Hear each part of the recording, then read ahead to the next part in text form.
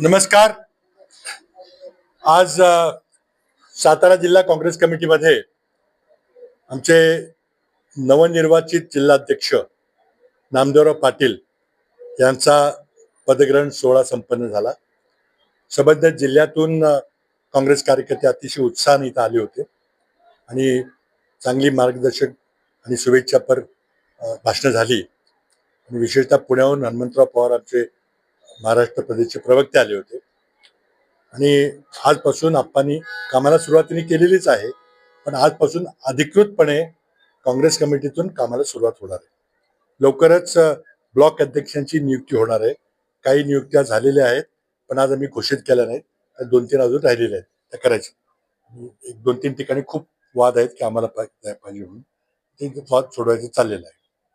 आज एका विशिष्ट परिस्थितीमध्ये देशातील लोकशाही वाचवण्याची लढाई काँग्रेस पक्षाला करायची आहे आणि त्याचं सर्वात महत्वाची जबाबदारी ही सातारा जिल्हा काँग्रेसला घ्यावी लागेल. कारण आपल्याला एक ऐतिहासिक परंपरा आपली आहे.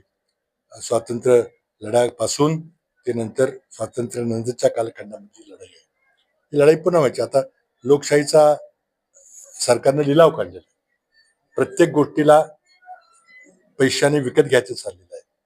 उमेदवारांना माघार घेण्याकरता पैसे, उमेदवारी मिळवण्याकरता पैसे, पक्षांतर करण्याकरता पैसे आणि सगळे अतिशय दुर्दशा लोकशाहीची या लोकांनी केलेली आहे.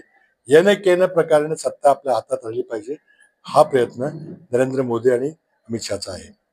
न खाऊंगा न खानेजोगा म्हणणारे नरेंद्र मोदी आज इतका प्रचंड भ्रष्टाचाराचे त्यांच्या आशीर्वादाने भ्रष्टाचार होत आहे, त्यांच्या डोळ्यात देखत होत आहे, त्यांच्या आशीर्वादाने होत आहे आणि जनता होरपळली जाते. अनेक विषय आमच्या समोर आहेत, आम्ही त्याचे आंदोलन उभी करणार आहे. ते नीट परीक्षेचं आंदोलन असो, शेतकऱ्याच्या हमीभावाचं आंदोलन असो, युवकांच्या रोजगाराचं आंदोलन असो, महागाईचं आंदोलन असो, डिझेल पेट्रोल गॅसच्या किमतीचं आंदोलन असो, हे आंदोलन आम्ही रस्त्यावर उतरून करणार आहे. पण त्याला नुसते कार्यकर्त्यांनी करून चालणार नाही. जर काँग्रेस सातारा जिल्ह्यातले कार्यकर्ते, सामान्य नागरिक या आंदोलनामध्ये त्यांना जर वाटलं की आपल्याला काय ते अन्याय होतोय तर त्यांनी आलं पाहिजे आणि त्या लढाईमध्ये सामील झालं पाहिजे. हाच आजच्या या पदग्रहण समारंभाचा संदेश आहे. बाकी काही प्रश्न असतील तर मी त्या प्रश्नाची उत्तर देईन. सातारा जिल्हा काँग्रेस कमिटीच्या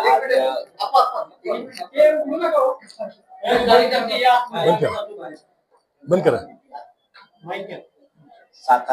सातारा जिल्हा काँग्रेस कमिटी अध्यक्ष निवड झाली आणि आज महाराष्ट्र राज्याचे माजी मुख्यमंत्री पृथ्वीराज चव्हाण बाबा यांच्या हस्ते माझी पदग्रहण समारंभ पार पडला.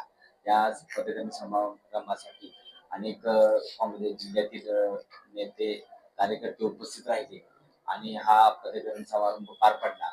मला अडचणीच्या काळामध्ये आता जिल्ह्यामध्ये काँग्रेसची अवस्था मी मगाशी सुद्धा सांगितले की आमच्याकडे खासदार नाहीत, आमदार नाहीत किंवा कुठे साखर कारखाने नाहीत, सहकारी संस्था नाहीत.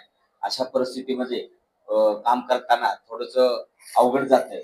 परंतु काँग्रेसचा वोटर्स भरपूर आहे, काँग्रेसला मानणारे लोक भरपूर आहेत. फक्त कार्यकर्ता नाही, तर तो कार्यकर्ता प्रत्येक तालुक्या वाईज फिरून कार्यकर्ता तयार करण्याचं काम मी आता या पुढील काळामध्ये करणार आहे. आणि BLA 1 ची यादी आता नेमलेली आहे. BLA 1 च्या मार्फत BLA 2 चं काम चालू आहे.